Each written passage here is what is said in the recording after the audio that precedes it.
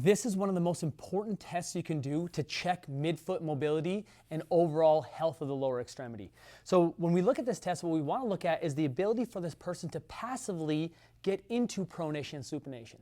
If they don't have the mobility to do it anyways, all the exercises that you do to restore it, if they're not mobility related, won't really work. So we want to make sure they have the capacity here. And here's how we check it.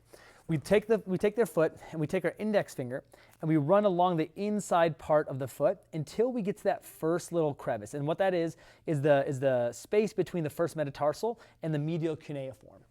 I want to stabilize that foot and grasp that foot on the metatarsal side, which is the closer side towards me or closer side toward the toes. And the crevice on the other side is that whole midfoot. Now, since I've stabilized the side I'm on, which is the metatarsal side, there's actually movement allowed just at the toes. Now from here, what I'm going to say is I'm going to say bend your knee up until your foot's flat. And I'm going to make sure I hold it in a neutral position. And now I'm going to say, can you let your knee kind of fall off to the outside?